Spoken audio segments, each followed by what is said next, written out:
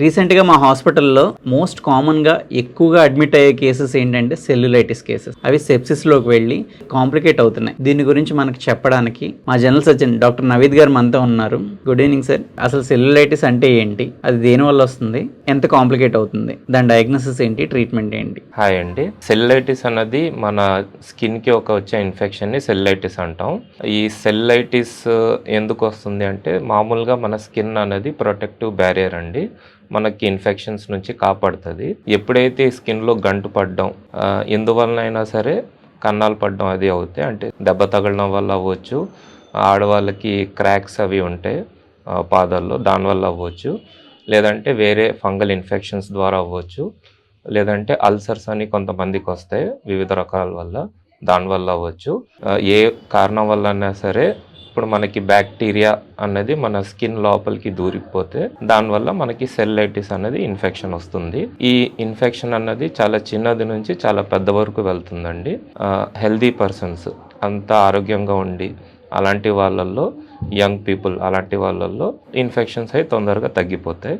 ఎవరైతే కొంచెం డయాబెటీస్ లాంటివి, లేదంటే క్యాన్సర్ లాంటివి, కీమోథెరపీ తీసుకున్న వాళ్ళు, ఇలా ఇమ్యూనో కాంప్రమైజ్డ్ పీపుల్స్ అంటాం, వాళ్ళకి ఏంటంటే ఇన్ఫెక్షన్ అంత తొందరగా తగ్గదు.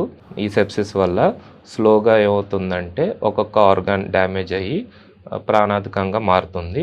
చిన్నది అని వదలకుండా సెల్యులైటిస్ని ఎంత తొందరగా అయితే అంత తొందరగా ట్రీట్ చేసుకోవడం అనేది ఉత్తమం. ఈ మధ్యన చాలా సెల్యులైటిస్ ఇన్ఫెక్షన్స్ వస్తున్నాయి మన విశాఖ హాస్పిటల్కి. మెయిన్ రీజన్ దానికి ఏంటంటే చాలామంది పొలాల్లో అది తిరుగుతారు, చెప్పులు అది లేకుండా తిరుగుతారు రోడ్ల మీద.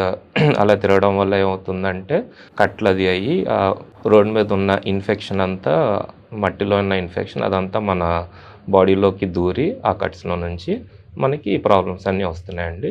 ఇంకా కొంతమందిలో ఏంటంటే చాలామంది ఏం చేస్తున్నారంటే ఇరిటెంట్స్ అప్లై చేస్తున్నారండి వెంటనే. ఇరిటెంట్స్ అంటే ఇప్పుడు నూనెని వేడిగా చేసి రాయడం, జండు బాంబు రాయడం, ఇలాంటివి చేయడం వల్ల ఏమవుతుందంటే ఆ చర్మం ఎలర్జీలా అయ్యి అక్కడ మనకు దురదలా పుట్టి దానివల్ల మనకు అక్కడ స్కిన్లో క్రాక్స్ అవి వస్తాయి. అలా కూడా మనకి ఇన్ఫెక్షన్ స్ప్రెడ్ అవుతుంది. సో ఇలాంటి ప్రాక్టీసెస్ చాలామంది ఇప్పుడు విశాఖ హాస్పిటల్కి మొన్న ఒక పేషెంట్ వచ్చారు, ఆకులు పేస్ట్లా తయారు చేసి రాశారు. ఆవిడకి అలానే స్లోగా చాలా సివియర్ ఇన్ఫెక్షన్ అయిపోయింది.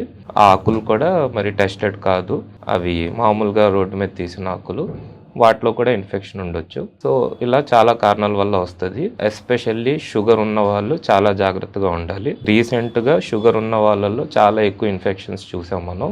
దానికి కారణం ఏంటంటే షుగర్ ఉన్న వాళ్ళల్లో మన ఇమ్యూనిటీ చాలా వీక్గా ఉంటుంది, అండ్ షుగర్ లెవెల్ ఎక్కువ ఉండడం వల్ల కూడా బ్యాక్టీరియల్ ఇన్ఫెక్షన్ని అట్రాక్ట్ చేస్తుంది, అండ్ వాళ్ళల్లో రక్త ప్రసరణ సరిగ్గా ఉండదండి.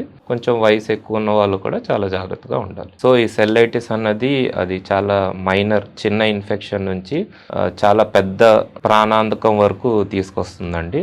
మరీ సివియర్ ఇన్ఫెక్షన్ ఉంటే ఐసీయూలో పెట్టి వెంటిలేటర్ వరకు వెళ్ళొచ్చు. పెద్దవాళ్ళు కానీ, షుగర్ ఎక్కువ ఉండి కంట్రోల్లో లేని వాళ్ళు కానీ, వేరే ప్రాబ్లమ్స్, కిడ్నీ కానీ ఇలాంటి ప్రాబ్లమ్స్ ఉన్న వాళ్ళందరూ చాలా జాగ్రత్తగా ఉండాలండి. చిన్న చిన్న దెబ్బల్ని అలుసుగా తీసుకోకూడదు. చిన్న దెబ్బ అయినా పెద్ద దెబ్బ అయినా వచ్చి చెక్ చేయించుకోవడం అన్నది మీ ప్రాణాన్ని కూడా కాపాడుతుంది. ఈ సెల్యులైటిస్ బారిన పడకుండా జాగ్రత్తగా ఉండాలని కోరుకుంటున్నాను. హైజీన్ అది మెయింటైన్ చేయండి. Stay healthy.